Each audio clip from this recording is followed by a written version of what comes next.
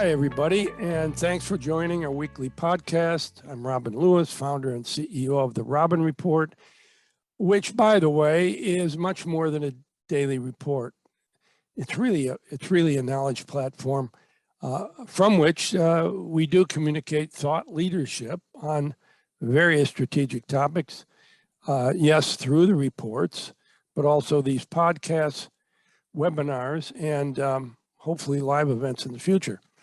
And along with our chief strategist, Shelley Kohan, who's also a professor at FIT and Syracuse University, we welcome you to our conversation on the topic of the final frontier, which is the store and its relationship with the consumer.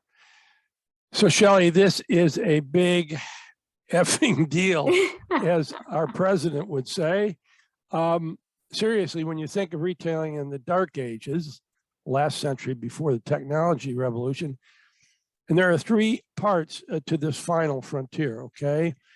The first part has to do with a new value chain driven by technology and consumer demand, the science of retailing. That's the first part. The second part is the art or the human engagement between customer and associates, which, by the way, also includes small neighborhood stores near to consumers.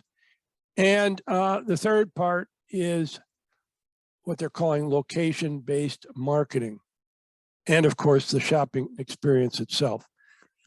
So the science, the dark age value chain, can really be described as a multitude of guessing decisions, kind of in a silo, right, Shelley? Right. Yeah, from the source of product creation and production all the way through the many stop-off points through its journey, landing eventually in a distribution center and then finally into a retail store. And of course, the guessing all along the way was a mixture of, well, gut instinct and last year's results, right? You're absolutely right, Robin. And I was there living it. And by the way, guessing was also known as what we would call forecasting, which was a little more professional term for it, but really kind of guessing what product, what type, what style would sell during the season, how many numbers of SKUs would sell, the number in each store, and guessing the price. And now, of course, all that guessing has to be done for the e-commerce business as well. So to be honest here, a lot of the dollars for merchandise budget that was allocated to buyers within a division was really based on which merchant crafted the best storytelling or sales pitch to the divisional. And we used a lot of historical data to try to predict future consumer spending, which now that I say that and having lived the past 2 years, sounds especially crazy. Yeah, Shelley, it really does. And at the end of the day, retailers would be hoping the consumer would prove their guessing as correct. Ha, ha, ha. That, of course, is where the word markdown was created.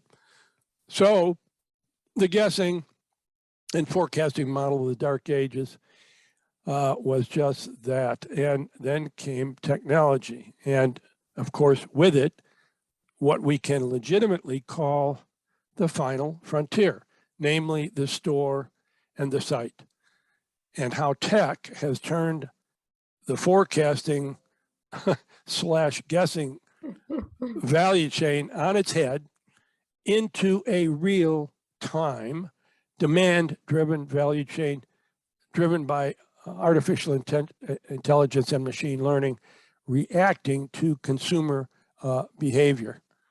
That's right. And essentially, Robin, analytics capabilities never before available in the history of retailing. In other words, the technology and the analysis of the data is able to construct almost a near perfect, never-ending cycle driven by consumer purchasing, which triggers the beginning of the cycle all over again. So without going deep into the weeds, the customer has a desired product and it is available where they want it, when they want it, and at the price that they demand, over and over and over, with ease and speed and convenience, delivered directly in the method they want it delivered to them. So it's kind of crazy and amazing to think about that I spent 6 years trying to convince a wide variety of brick and mortar retailers that data and analytics can really help their profitability and operational process. It doesn't surprise me that you spent 6 years trying to convince these people. Very, very funny. And on to the second part, okay, of the final frontier is really mind-boggling, with a combination of both technology and the human engagement of the consumer and associates within the store or online. So kind of a quick broad stroke. First of all, technology. One definition, geofencing. Right. You know what that is. It's a store can actually link with a consumer who is within a certain radius of the store, and they can begin interacting with them right there. I mean, for example, like, sending a note to John Doe. Hey, John, we have a new North Face backpack we think you'd love. So wherever you're headed, come on over. And on and on and on. They can do this kind of stuff. It's unbelievable. And when in the store, the interaction between the consumer's app and the store continues, suggesting new products, the locations in the store, coupon offerings, discounts, et cetera, and so forth. Yeah, I mean, proximity marketing has really come to life, and many retailers are actually using it really successfully. Although I will also add that some consumers are still not there yet and may find it a little bit creepy. So knowledge is very powerful. And for retailers, knowing a customer is near a store is one thing, but knowing what color shirt that they bought the last time they were in that particular store and suggesting a new matching pant, well, it's kind of creepy for some consumers. But with that said, Robin, on top of this, while the interaction continues, there's another technology called spatial intelligence. All right. By the way, a partner of ours, Pather, is a major resource for this type of intelligence. But basically, spatial intelligence means tracking consumer behavior in an anonymized way as they browse and shop through the store. And of course, it's a no-brainer. The solution is building personalized databases that are really incredible. All this information suggesting dwell spaces in the store, which informs best placement of product, what's hot, what's not hot, and on and on and on. We actually had a podcast on this called How to Navigate Down Markets with Spatial Intelligence.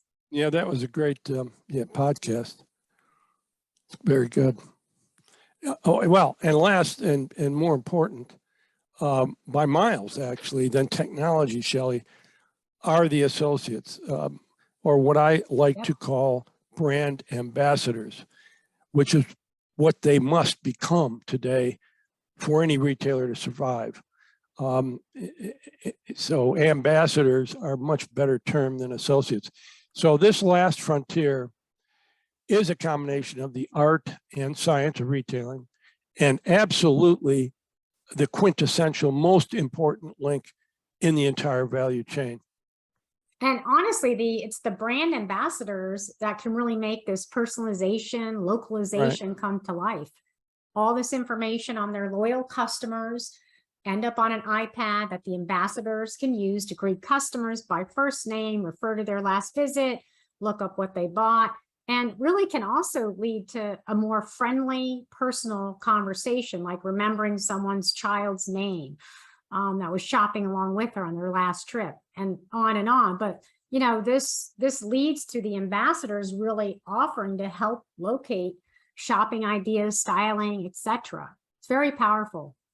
Yeah, and Shelley, I think this last frontier has only been really touched on, and it's really in the early stages for most, and none more important than training associates to ambassadors, so to speak, in the front lines, if you will. And there are some retailers who are really stepping up their game on both tech and human engagement. those mastering both art and science in the final frontier. And of course, there are those who are still stuck in the dark ages, viewing associates as, well, just associates. Yeah, well, Robin, I honestly think a larger concern for retailers, especially those that have physical stores, is this shift of worker attitude and work preferences. When you talk about human connection, this is what the industry should really be thinking about. This idea of remote work and quiet quitting are both shifts in employees' attitudes around working, not to mention the rise of union activity that we've seen in retail stores. Many employees want to work remotely, which quite frankly is not really conducive to a retail environment where, by the way, physical stores are 85% of retail sales. So, and I think the rise of quiet quitting is definitely going to impact engagement levels of existing staff. And just to give a quick definition of quiet quitting, it's really described by some as putting the least amount of work in to achieve your work objectives without really going above and beyond. Others might describe it as putting healthy, strict boundaries around their jobs to maintain a more healthy life-work balance. For workers in retail stores, this may mean sticking to specific job specifications, which also might include only working scheduled hours. Well, Robin, retail workers who are in the physical stores work directly with customers, and they may find that creating these boundaries can really limit their ability to creatively problem solve customer issues and demonstrate empowerment. And when making decisions, this all is impacted if associates are not going above and beyond. I mean, quite frankly, it may impact some associates from getting promoted. The retail sector has recognized and actually rewarded frontline employees who go above and beyond by putting them in management positions. So if you look at like Nordstrom's and Container Store, they have notoriously well-known service culture that drives really strong customer loyalty. And their employees demonstrate this by going above and beyond their job specifications. I mean, Nordstrom has been the poster child forever and really acknowledged by most of their competitors. And there's numerous stories about how their associates, brand ambassadors, would make decisions on the spot to do extraordinary things to immediately appease or please their customers. And now they're using technology in addition to this empowerment of their associates, which is really upping their game. Robin, Best Buy was recently recognized for its work in providing technical help and knowledge, a knowledgeable staff to better assist customers in product selection. But they recently laid off some staff, so I'm not sure how they're actually going to execute to this new standard. I think you wrote an article or 2 or 3 about this topic. Yeah, Shelley, first of all, those points you made were terrific. And it's a huge kind of conundrum out there. I mean, on the one hand, what we're talking about, the need for ambassadors and the final frontier and what they have to turn it into. But then you've got all these other problems, like you say, of people wanting to work from home, or trying to get their work done quickly and finish with it, over with it. Anyway, it's a very complex situation, but an extremely important one. And so also, Shelley, you wrote an article, I think it ran today, did it not? On the topic called "The New Rules of Work and How to Manage a Distributed Workforce." Terrific article. Everybody should read that. And a quick last comment on Nordstrom, Shelley. One of the Nordstroms was quoted in a book written by Robert Spector, who wrote The Nordstrom Way. And I'm going to paraphrase. When asked what the criteria were for hiring associates, Nordstrom, it was either Peter Blake Nordstrom, said something like, hire the smile, train the skill. That's right. In other words, you can train retailing skills. You can't train people to be nice or to have empathy. which is an incredible statement. And I have to circle back to your comment on Best Buy and a new CEO who apparently does not get the importance of the art half of the final frontier. And I wrote an article on this explaining how pre-pandemic Best Buy was getting squeezed to death between Walmart and Target on one hand and Amazon on the other. So when Hubert Joly took the helm as CEO in 2012, long story short, Joly's vision was brilliant common sense, as I call it, focusing on the consumer to the extent that the in-store engagement, i.e. personalization, would entice a consumer to buy more and to visit the store more often, kind of like Apple, right? Yeah. No brainer here. And his strategy was to make specialist experts of each of the brand ambassadors, essentially experts for each of the major brands in that store. So they could answer all the questions customers might have, however complex, or to just be able to discuss and have a conversation in detail about the benefits of the brands. In other words, like Apple's blue-shirted geniuses. So now his appointed successor immediately turns that brilliant strategy on its head. She says all of our associates should be generalists, able to talk about all of the brands, and then she laid off many of them since the generalist strategy, they were not needed. And by the way, this decision is going to come back. It is coming back to bite her, so to speak. The final frontier for Best Buy could end up being their final frontier. I know just one quick other example of this. Radio Shack. Oh, right. Before Apple was noted as the incredible, knowledgeable service of all their employees. They were experts. And a new CEO comes in and does the same thing that this one did. And all of a sudden, of course, Radio Shack went out of business. Well, I mean, Raman, just to touch upon the Best Buy example, you can't have a company full of generalists because they have too many products. There's too much product knowledge that associates can't possibly retain and become experts on everything in a Best Buy store. Think about that. Yeah. But, incredible. So when I think about, well, who is delivering the final frontier?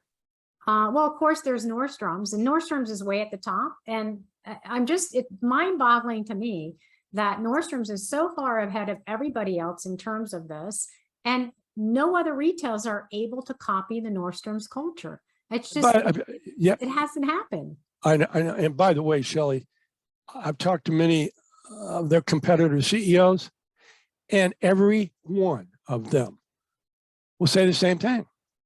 Nordstrom is number one in terms of service and human engagement.